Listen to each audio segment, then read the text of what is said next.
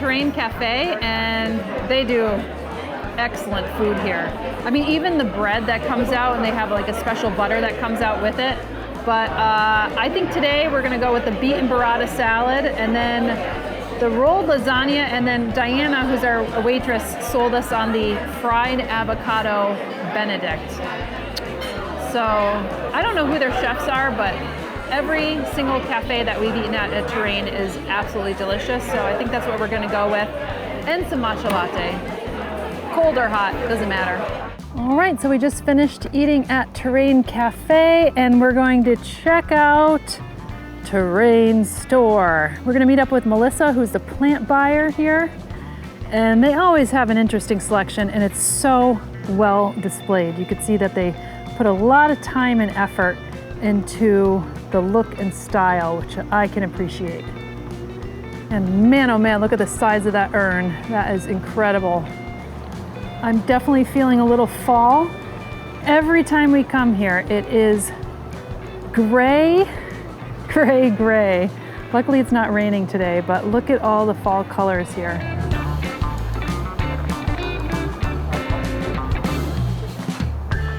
Look at the little Bouteloua gracilis. This is blue grama grass, but it almost looks like the cultivar Blonde Ambition. I love how dainty this is. So gorgeous. Wow, wow, wow. I love that look. Oh, and a quercifolia. Gorgeous. Look at the flowers on this. Unbelievable.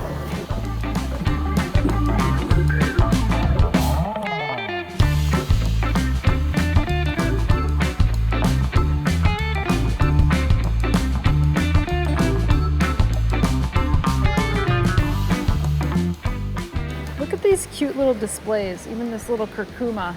It's a great color. It's kind of like this pastel-y coral color. It's definitely that theme here, right? With the orchid. Got the anthurium, that's a little pink color. I even love their wreaths.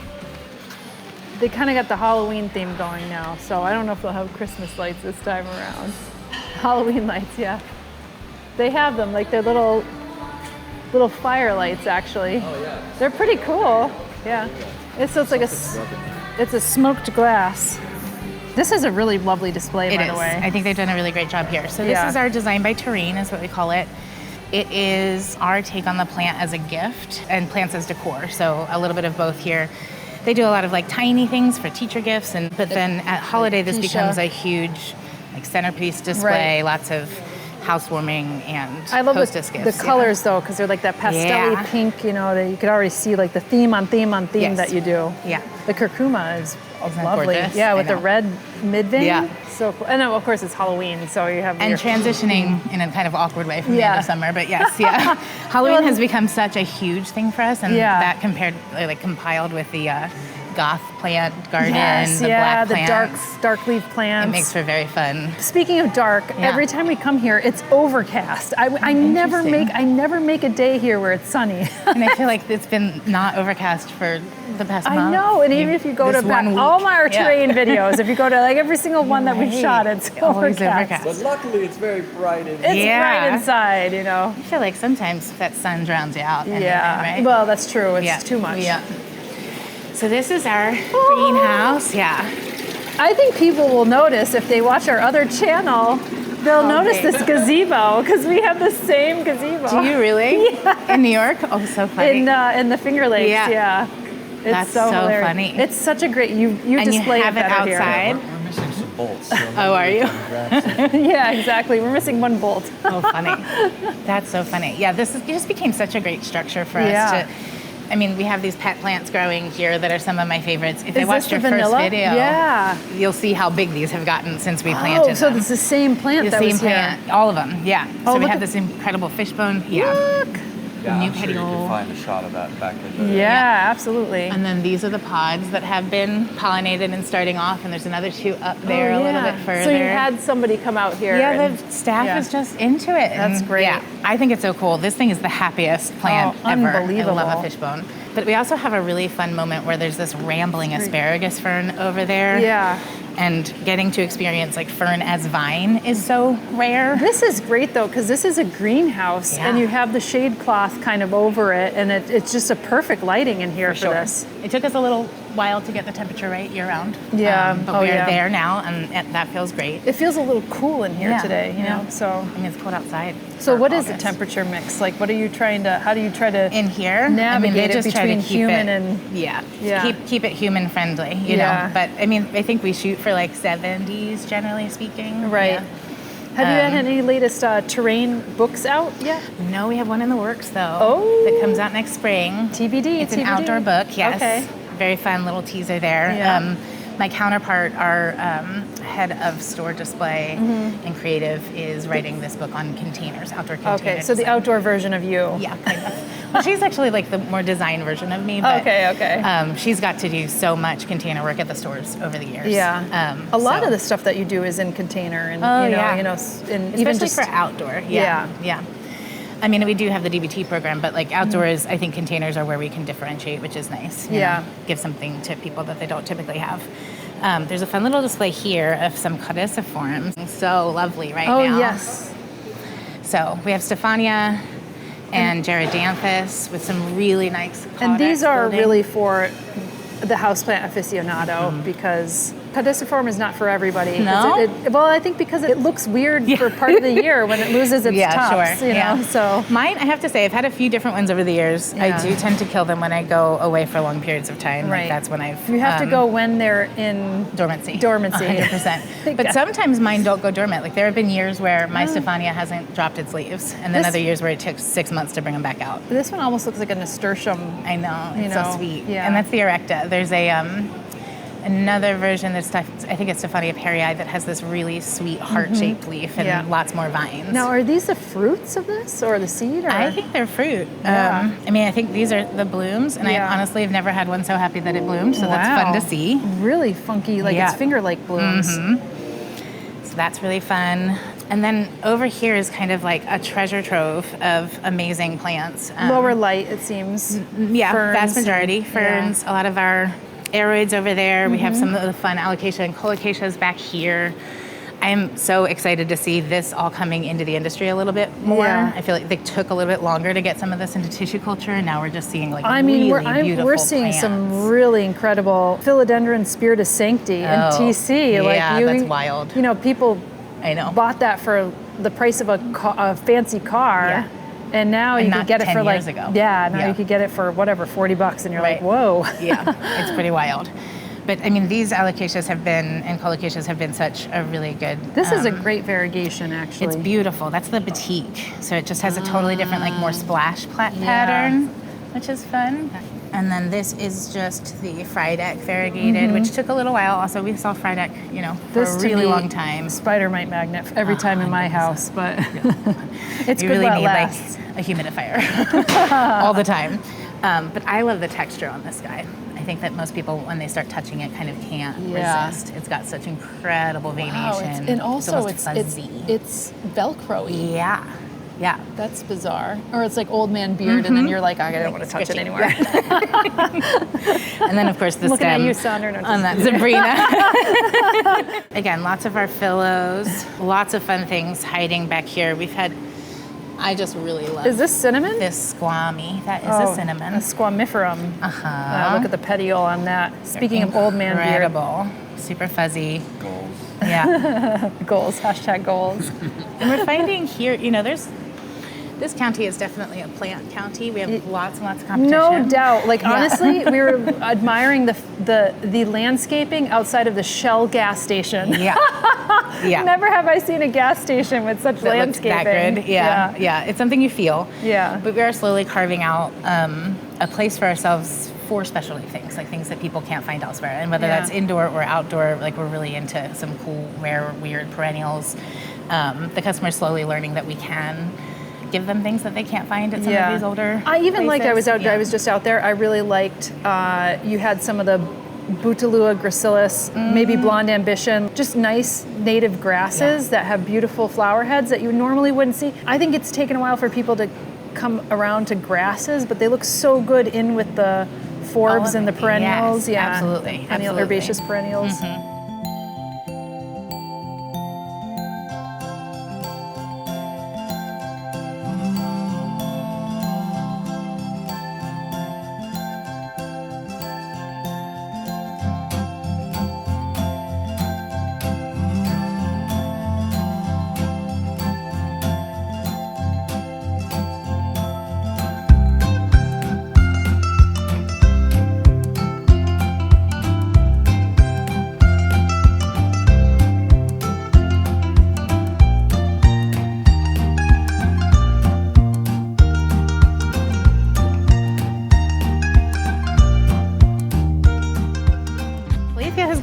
foliage in the past few years. That's something that I tend to talk about killing plants. This is a Jose Bueno. Yeah.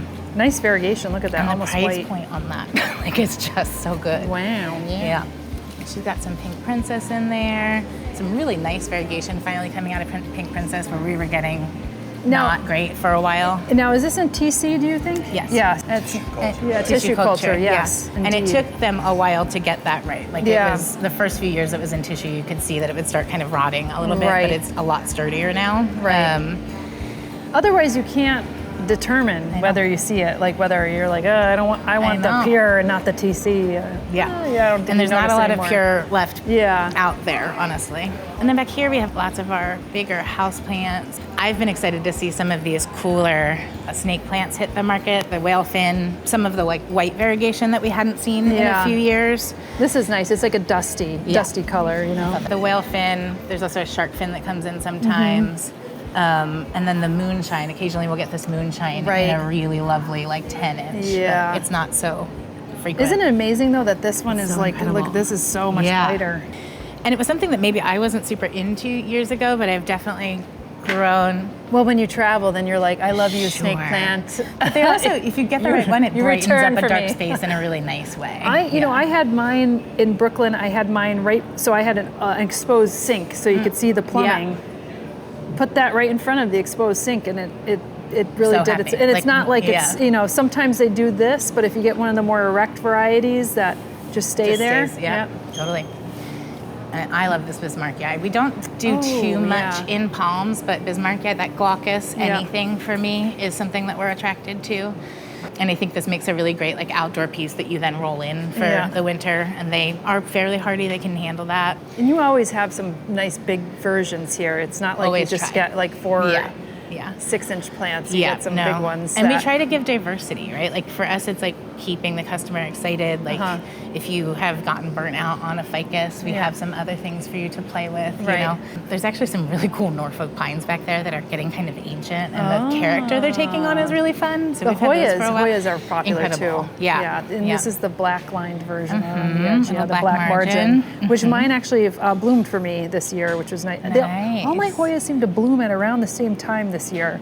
Oh, and they're all different species, so I was like, oh, this is nice. There's usually like a range, a really big range, Yeah, we're getting some nice ones, and getting some of the specialty succulents back that really went away during the boom. Are always cool. Yeah, that's a really fun Senecio. Again, that glaucus color can't get enough. And String of Hearts, which I am definitely a registered killer of. The Serapegias, This is the nice version with the coloration on it. Yeah, the tricolor there is great. I don't think I have any of them yet, but I was visiting a greenhouse. I feel like you will appreciate this, in California last week, where they have, they're patenting their own pothos that they have from like 60-year-old mother plants. They've only been taking cuttings for years and years. And these pothos, like the one of the 2 versions that they're going to patent is what they're calling a big leaf, and it's like the really mature that you see in Thailand or Hawaii. The one that you see growing up a tree, because it has that root to, something organic to kind of root into. But they've been able to stabilize it in the greenhouse, and they just sell these massive big leaf baskets that are crazy, unreal. And they're not just taking a cutting from like the big one on top. Yeah, they figured out how to stabilize it, and it's incredible. So we've been told we can only get 2 at a time. So, and like that's not per store. So watch out for them. They're going to be rare and limited. Right now, they're only at her house. Yes, not at my house yet. Anyway, unfortunately, I took a lot home, but it was too big to shove in my suitcase. I'm really excited to see this variegated ficus come in. I know. Normally, I'm not always great with these. You know, if you forget, they defoliate. You know, don't ever get it in the mail because they defoliate in the mail. Cold shock, 100%. Yep. And this is not a triangularis, and I'm going to forget the species on it. I actually had to reach out to Fairchild in Florida, but it is in the book. Of course, Chad Husby would have been like, exactly. He's on my speed dial. But it is such a fun plant, and when it gets mature, it starts fruiting almost like that mistletoe fig, and gets this lovely little fruit on it. I love this display, just this euphorbia with the monos with a really fun tonal pots. We've got the white ghost. We've got some Amac variegateds. We also saw some really incredible things in California last week by way of really specialty cactus that we're hoping to land good. Yeah, this is... Especially in a 10. They are taking a top fitting. Wow. That's very nice. Yep. Yeah, we've been into the cinnamon tree lately. Has become a very popular houseplant for us. Indoors? Yeah, I have never grown it indoors. Yeah, so it does well. That and the clusia is always pretty strong for us. Occasionally, I'll find like a variegated clusia. You can see the green one up in the corner there. I can see that one, which I think is a nice alternative to a fig if you didn't want to do 100%. the fig. And so much sturdier. Yeah. Although I tried rooting clusia, it's much harder than like if you took a cutting. I find it to be much harder than the fig. Where the fig will air layer all day long. Right, exactly. Yeah, totally. I think this is a Hydria. I'm not even familiar with that that's genus. Interesting. It reminds me of a split Laquala, like those kind of fan. I love the Laqualas. It's just I've never tried one indoors because I'm afraid I would kill it, but the Laqualas are definitely my favorite. Absolutely. You think that they would be okay because typically they're understory. If you go to Botanic Garden, you see that they're understory. We have one up there. She's suffering from maybe too much lighting. Light. Yeah, I think light, but also I think that there's a vent pointed at her that's actually frying out those leaves. Right, yeah, the tall one. The tall one in the middle. Yeah. I have successfully done one indoors and at home. Yeah. I think, again, it really wants the humidity or you will start to see spider mite on it, but it can definitely be done. And I would say easier than some ficus for whatever it's worth. Yeah. Because the thing is, if I wanted to get one, I would want it to be of some size, and then it becomes an investment, and then you become a little bit more like, wary. Oh, am I going to kill 100%. it? You know, that type of thing. Look at that vanilla orchid, though. He's all the way over here, too. So exuberant. And wrapping back through, like you see her running through the gazebo. Unbelievable. Yeah. It's a great trellis. Truly. That's, part of the reason why I wanted it for the outdoors was just grow things stuff on it. Yeah. Oh, from an ornamental perspective, we have some really fun. We have a grower that's playing with some cool new topiary options. Yeah. Which is hard to do. Not a lot of ornamental growers left in this country. We have some coprosma here. We've also seen, we've been playing with begonia topiaries and then coleus as well. So to get some like fun foliar color up high feels nice. Yeah. Yeah. Very cool. Snowbush. It's very quirky, you know what I mean? You kind of bring that, and it's small. It's like tabletop size. So we find that people really love these as like hostess gifts, and that there's a certain portion of our client base that really loves topiaries on a mantle or in their kitchen window. How much do you feel like you dictate to the public, and how much do you get response from what the public is sharing, whether it's personally or on Instagram or social or whatever that come in? Like, what's the balance you feel? I feel like it's largely that we're dictating to the public. Yeah. Truly. We don't get a ton of feedback, not direct from the customer anyway, and we certainly do listening sessions with like our nursery teams, but by and large, we tend to have things that other folks don't carry. People find us for that, and they'll come in knowing that we've carried something in the past and then ask us to bring it back in or to source something of size for them. So there's an element of like us doing the edit based on kind of our perspective and how those plants fit together and tell a story in a different way than you might find elsewhere. I think what's also different about your store is that you change up seasonally, and not just like seasonal plants, but seasonal designs. Obviously you had more Halloween stuff, so it almost feels like a retail store for clothing in a way, you know, but you're approaching that in with the plant world, and then you also take it to the next level with a design style edit and interpretation of something. Yeah, you have your houseplant in a terracotta pot, but you also have ones that are designed that give people ideas, and they're like, oh, I want to either take that home or I want to recreate that or have in my something space. done custom. Yeah, absolutely. Well, thank you so much for the little tour, and it just is nice to come back after a couple of years and just see how things have grown. For sure, right, literally grown. Literally and figuratively. Yeah. We've just announced the launch of our group botanical tour to Japan in fall of 2026, where we'll explore botanic gardens, historic shrines, and landscapes drenched in autumn colors, and have an immersive cultural experience. You can request a spot or see what other tours we have over at homesteadbrooklyn.com. Just click on the Learn tab and then head to Botanical Tours. Also, feel free to check out our suite of online houseplant courses, including the Houseplant Masterclass. See you in the next episode.